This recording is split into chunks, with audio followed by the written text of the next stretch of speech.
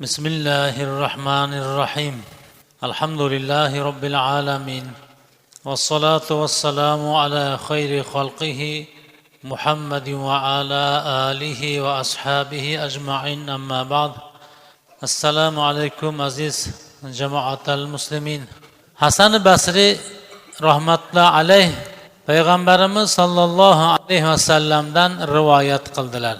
Allah Teala iblisni tushirgan vaqtda iblis sening izzating bilan qasam, men odam farzandidan to uning ruhi jasadidan ajralmaguncha ajralmasman dedi.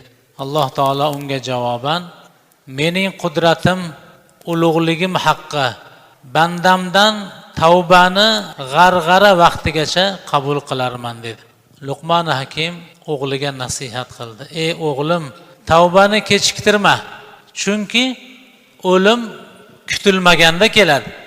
Kim tavbani kechiktirib najotga shoshilmas ekan, ikkita katta xatar ichida qoladi.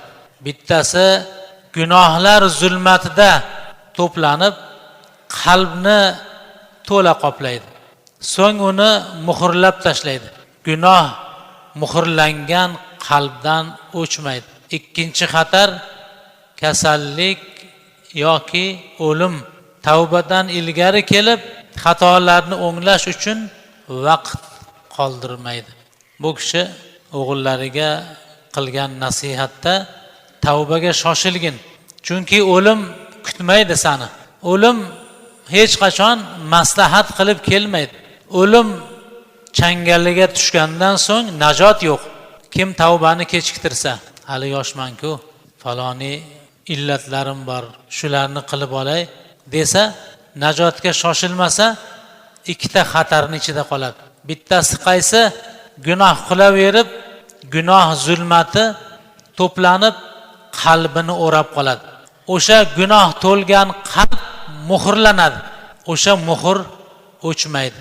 Ikkinchi xatar kasallik yoki o'lim. Tavbadan ilgari kelsa, xatolarni o'chirgani vaqt bermaydi.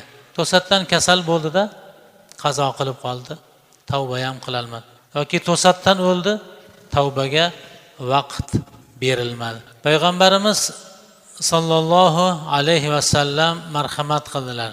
Agar banda bir gunoh qilsa, keyin ey Allohim, men bir gunoh sodir qilib qo'ydim, meni kechirgin desa, Alloh taolo bandam gunoh qildi, uning Parvardigori gunohlarni kechirishi va shu gunoh bilan jazolashini bildi. Bas bandamning gunohlarini kechirdim deydi. Ana o'shanda Alloh taolo bandam gunohini evaziga meni jazolashligimni bildi, sezdi, tavbaga shoshildi. Bas gunohlarni kechirdim deydi. Mana shunga har bir inson loyiq bo'lish kerak. Tavba har bir shaxs zimmasidagi alohida farz ayn. Misol uchun otani o'qigan namozi o'zi uchun, bolani o'qigan namozi o'zi uchun. Xuddi shunday har bir odamning tavbasi o'zi uchun zarur. Faqih Abullah Samarqandiy rahimahulloh aytadilar, gunoh ikki xil bo'ladi. Sen va Parvardigoring orasidagi gunoh va sen bilan bandalar orasidagi gunoh. Alloh taolo sening oralaringdagi gunohni tavbasi til bilan, istig'for bilan, yurakdan pushaymon bo'lish, qaytmaslikka qasd qilishlik bilan bo'ladi. Agar bularni qilsa, Alloh taolo uning gunohlarini kechirishligi bor. Agar gunohda Alloh taoloning haqqi bo'lsa, o'sha haq shar'iy jazoga loyiq bo'lsa-yu, uni birov bilmagan bo'lsa, o'sha gunoh yashirin holda qolgani yaxshi. Agar farzlaridan birortasini tashlasa, u paytda o'sha tashlagan farzni bajarmaguncha ibodati, tavbasi qabul bo'lmaydi. Yoshligida o'tkazib yuborgan namozlari bor, ro'zalari bor, qaytadan ado qilmaguncha bo'lmaydi. O'tkazib yuborganiga yana istig'for so'raydi. Ammo sen bilan bandalar orasidagi gunoh bo'lsa, ular rozi bo'lmasalar, to oralaringni ochiq qilmaguningcha tavba senga foyda bermaydi. Ya'ni mazlumni haqqini qaytarish kerak, rozi qilish kerak. kishi husumatchisini bu dunyoda rozi qilmasa, oxiratda uning yaxshiliklaridan olinishi haqidagi xabarlar ham bor. Birovni nohaqdan urgan, so'kkan, g'iybat qilgan, obro'yini ketkizgan bu dunyoda borib halollab roziligini olish kerak. Haqqini yegan bo'lsa berish kerak.